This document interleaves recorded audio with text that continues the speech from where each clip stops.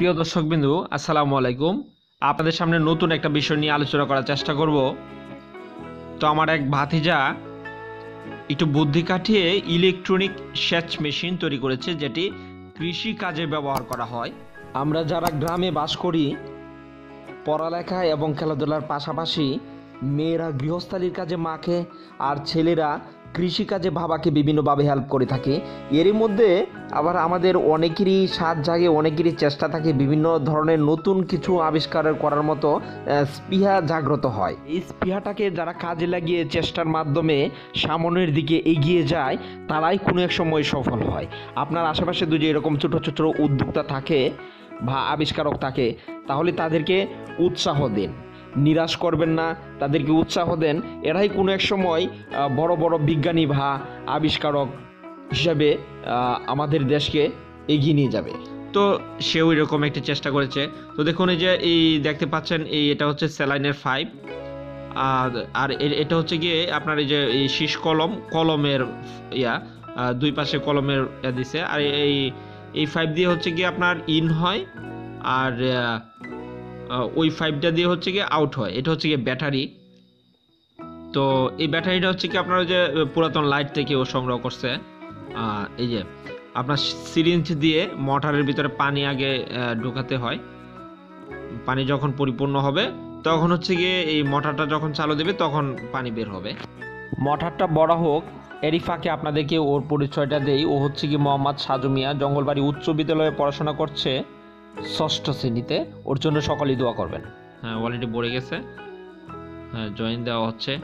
এই যে দেখুন আপনারা, পানি অলরেডি বের হচ্ছে, পানি বের হচ্ছে। বাহ, ভালো স্পিড আছে। অর্থাৎ স্পিডটা হচ্ছে গিয়ে মোটরের যতটুকু ক্যাপাসিটি আছে, ওই মোটরে যতটুকু পাওয়ার আছে, যতটুকু পানি ইন করে আউট করার মতো।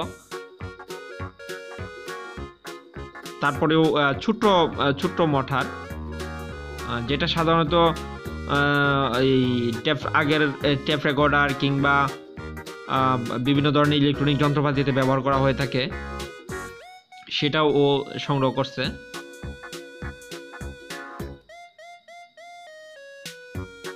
আমি আবারও বলি, এটা তৈরি করতে ওর কি লাগছে: সামান্য কস্টিপ, সামান্য তার, স্যালাইনের 5, যে কোনো 5 হলে চলে, তারপর ব্যাটারি, তারপর হচ্ছে গিয়ে পুরাতন পানি অথবা পেপসির মুখ, দুই পাশে দুইটা দিয়ে তৈরি করছে।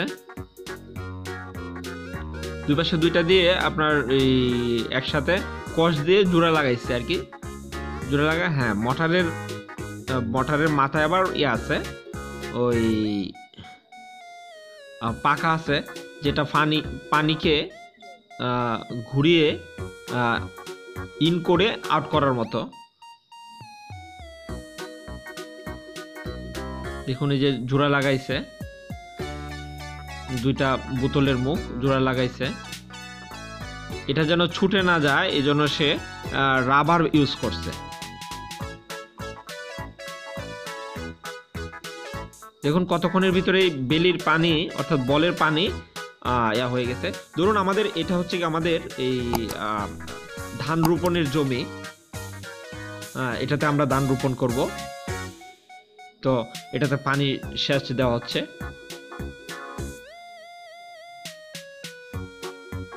আসলে এরাই হচ্ছে গিয়ে ভবিষ্যৎ বিজ্ঞানী। ছোট থেকে যখন একটি নতুন জিনিস আবিষ্কার করার মতো চেষ্টা থাকে,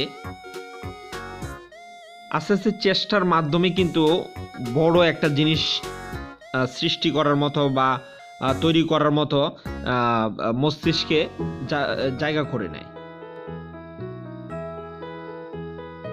একজন বড় কিছু হতে হলে অবশ্যই আগে ছোট থেকে শুরু করতে হবে।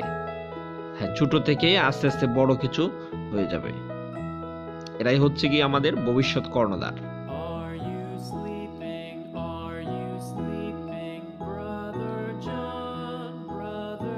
পানি দেখুন কতক্ষণ পরপরই পানি দেওয়া হচ্ছে, অর্থাৎ পানি মোটামুটি ভালো স্পিড আছে আউট করার মতো।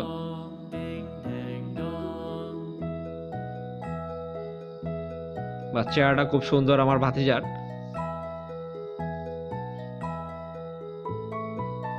দেখুন মোটামুটি ভালো স্পিডেই পানি ইন আউট হচ্ছে।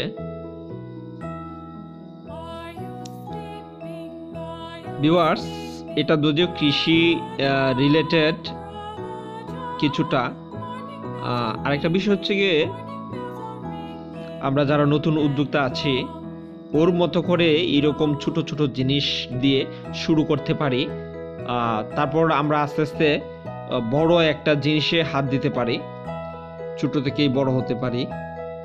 এভাবেই আমরা বেকারত্বকে দূর করতে পারি, নিজের পরিবারকে এগিয়ে নিয়ে যেতে পারি। পাশাপাশি আপনি যখন পরিবারকে এগিয়ে নিয়ে যাবেন তখন আপনার দেশও এগিয়ে যাবে।